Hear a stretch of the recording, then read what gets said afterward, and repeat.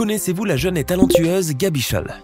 Son histoire émouvante et riche d'enseignements moraux et constitue un exemple à suivre pour tous les jeunes qui ne croient pas assez en eux-mêmes et qui s'imaginent caresser un rêve inaccessible. Quand vous aurez entendu l'histoire miraculeuse de cette jeune fille, non seulement vous saurez que la force de caractère peut allègrement surmonter le malheur personnel le plus grave, mais vous réaliserez aussi que le découragement n'est souvent que le prétexte de la passivité et que rien ne justifie le renoncement à une passion qui vous tient à cœur. Prêt à découvrir le formidable chemin de vie de Gabi Schall?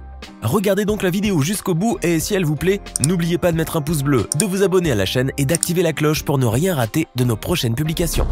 Gabi Schall est une jeune fille de 20 ans originaire du Missouri qui depuis la tendre enfance nourrit la plus vive passion pour la danse classique. À 9 ans, ses parents la décrivaient comme une petite fille studieuse et pleine d'énergie qui aimait lire et apprendre de nouvelles choses. De plus, elle était promise à une brillante carrière de danseuse de ballet. Et c'était là son plus cher désir, mais une série de malheurs inimaginables l'attendait.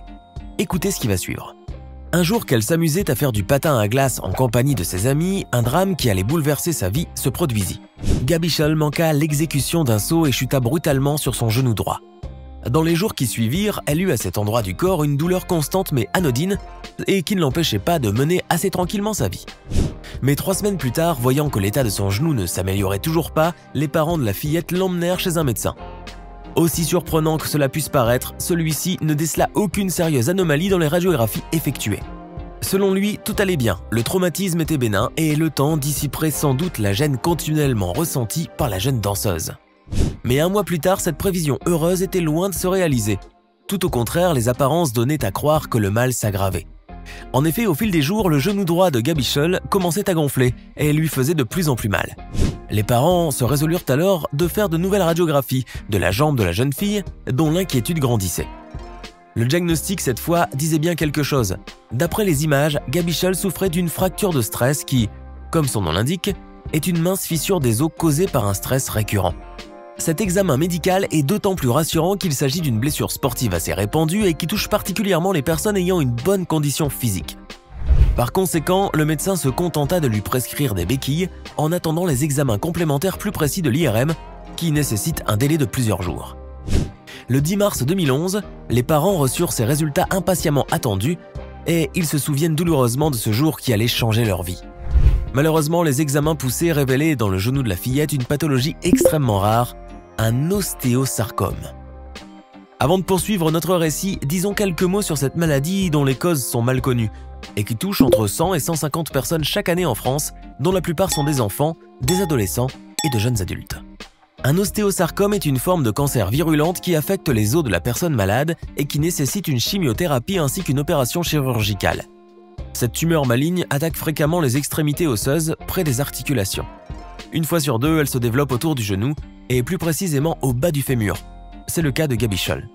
Il faut souligner que les cancers de l'os sont réputés pour leur agressivité. Cependant, ce n'est pas la tumeur d'origine qui peut être fatale, mais plutôt les métastases, c'est-à-dire leur propagation cellulaire jusqu'aux organes vitaux tels que les poumons. Il arrive effectivement que le cancer des os puisse croître rapidement jusqu'à infecter l'appareil respiratoire. Mais c'est assez rare, car d'énormes progrès ont été réalisés dans le traitement de ce type de tumeur. S'il y a à peine 50 ans, seuls 20% des personnes atteintes d'ostéosarcome survivaient, aujourd'hui, ce taux avoisine les 70%. Revenons à Gabi Schall. Il faut préciser que contrairement à ce que vous pourriez croire, il n'y a pas de lien de cause à effet avéré entre la chute sur la patinoire et cette forme de cancer diagnostiquée 1 mois et demi plus tard. En effet, d'après les parents, l'ostéosarcome existait déjà sous forme latente.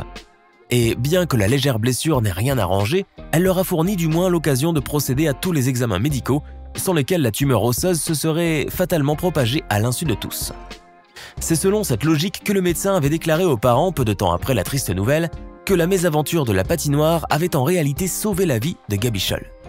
Si vous pensez que la partie triste et affreuse de l'histoire est passée, alors vous vous méprenez. Ce qu'il y a d'horrible, d'ahurissant et d'insolite dans le récit de la vie de Gabi Schall va à peine commencer. Restez avec nous, vous n'êtes pas au bout de vos surprises. Notre adorable Gabi Schall est donc cancéreuse et de plus, elle devait subir 3 jours plus tard une opération nommée la biopsie chirurgicale. Au cours de cette intervention, le chirurgien pratique une fine ouverture au-dessus de la région malade du corps avant d'extraire entièrement ou partiellement la masse infectée. La biopsie chirurgicale est doublement utile parce qu'elle réduit la zone tuméfiée et qu'elle permet ultérieurement d'examiner au microscope les tissus morbides. En parenthèse, sachez que l'extraction totale de ces tissus est appelée biopsie excisionnelle, tandis que l'extraction partielle s'appelle biopsie incisionnelle. Le 14 mars 2011, Gabi Schall se fit opérer et il n'était que trop clair pour le chirurgien qu'elle avait bel et bien développé ce rare cancer de l'os, qui impliquait malheureusement pour la jeune fille le retrait de la partie inférieure de son fémur. Cette tragique nécessité désespérait les parents qui priaient pour que leur fille traverse ces épreuves infernales avec le moins de maux possible. La partie extraite du genou devait être remplacée par une prothèse interne qui rétablirait, dans le meilleur des cas, l'articulation et pourrait de nouveau permettre la flexion, l'extension et l'appui. Par bonheur, l'opération se déroula sans accroc et tout ce que Gabi Schall put déplorer ensuite, ce fut l'effet prolongé de l'anesthésie qui l'engourdit durant plusieurs jours. Par ailleurs, elle devait suivre un nouveau traitement chimiothérapique qui se révélera plus tard épuisant, agressif, intolérable. En effet, sa mère, Debbie Schall, raconte que chaque traitement nécessitait à cette époque une hospitalisation d'au moins une semaine, sans compter les jours d'alitement et de soins intensifs pour cause de fièvre ou de neutropénie. Imaginez donc la détresse de la mère. Quoi qu'il en soit, durant cette période, Gabi Schall s'ingéniait à trouver en elle des ressources pour affronter ce triste sort. Elle était combative et s'attelait héroïquement à la petite chance qui lui restait de recouvrer une existence normale. Comme vous le verrez plus tard, son abnégation sera récompensée au-delà de toutes ses espérances. Mais avant cette délivrance, une dernière épreuve se présenta à Gabi Schall ainsi qu'à sa famille. Au fil du temps, l'état de la jeune fille ne s'améliorait presque pas, de sorte qu'une nouvelle opération, cette fois radicale, dut être pratiquée. Cette opération se nomme la plastie de retournement. On l'appelle aussi l'opération de Borgreave ou de Van Ness. Pour bien la comprendre, il faut savoir au préalable que dans un corps humain, les articulations du genou et de la cheville sont similaires mais inversées. C'est-à-dire que la surface articulaire de la cheville est susceptible de se fixer au genou, à la condition qu'elle soit retournée. D'où l'appellation de cette opération. Vous l'aurez compris, la plastie de retournement consiste à exploiter l'articulation de la cheville pour la substituer au genou amputé après une défectuosité de la prothèse interne. Il faut savoir aussi que cette opération audacieuse est rarement pratiquée en France, bien qu'elle produise des résultats admirables. Grâce à elle, le jeune patient retrouve ses fonctions de flexion et d'extension. Oui, ce n'est pas par hasard que nous précisons « jeune patient », car la plastie de retournement ne se propose que dans le cas où la personne malade est un enfant, étant donné que le corps d'un enfant possède encore une grande faculté d'adaptation et que conséquemment il réagit bien mieux à ce type de solution. La plastie de retournement, comme vous pouvez en juger, n'est pas une simple amputation. Elle peut durer jusqu'à 8 heures de suite et nécessiter une hospitalisation de 10 jours. Néanmoins, le résultat en vaut la peine puisqu'à la fin, après qu'on a fixé la prothèse externe au bout inférieur du fémur, on peut très raisonnablement prétendre que la cheville devient un genou.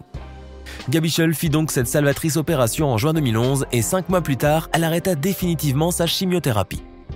À compter de cette date, Gabi Schall n'a cessé de cheminer dans la voie de la réhabilitation. Elle allait de mieux en mieux et ses progrès physiques impressionnaient son entourage. Mais ce qui suscite encore plus l'admiration, c'est de savoir que c'est grâce à son amour de la danse que cet enfant a surmonté aussi courageusement l'un des pires maux que puisse endurer un être humain. Une véritable résurrection. Elle s'est si bien remise de son cancer qu'elle s'adonne librement à sa passion de la danse désormais, et non seulement elle s'améliore dans cet art, mais elle est aussi une source d'inspiration pour ses camarades et même pour ses professeurs.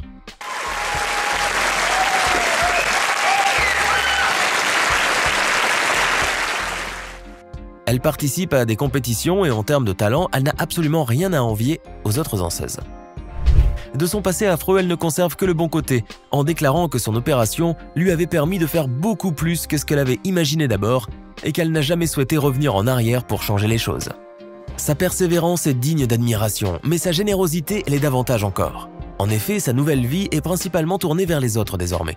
Gabi Schall contribue activement à la sensibilisation au cancer infantile à travers l'association Truth 365 dont elle est l'icône et le porte-voix.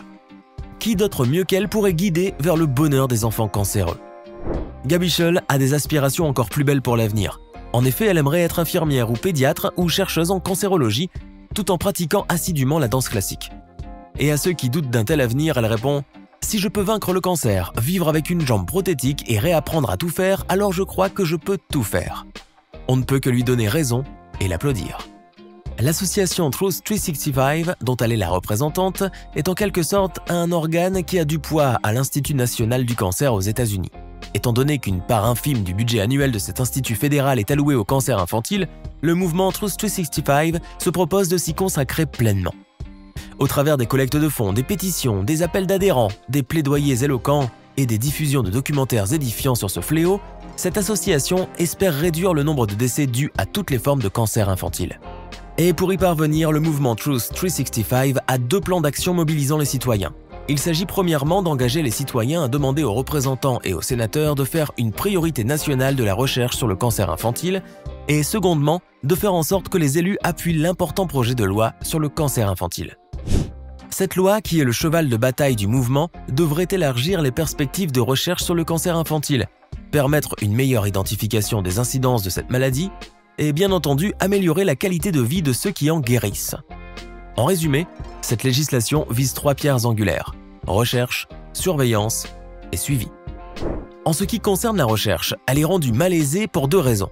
Le nombre relativement réduit d'enfants atteints de cancer et la difficulté de les réunir étant donné la distance géographique entre eux. Heureusement, il y a matière à espérer grâce à des initiatives de collecte d'échantillons biologiques menées justement par des associations telles que Truth 365. Il faut savoir aussi que les 2 tiers de ceux qui survivent au cancer continuent de souffrir, soit des effets tardifs du traitement, soit de lésions organiques, soit de cancers secondaires. À cet égard, le suivi des patients guéris est capital. Tous ces malheurs et la manière dont elle s'en est relevée ont rendu Gabischel célèbre à juste titre. Et il est difficile de ne pas lui vouer un total respect pour ses accomplissements, aussi bien humanitaires qu'individuels et artistiques. Voilà, c'est la fin de la vidéo en espérant qu'elle vous a plu.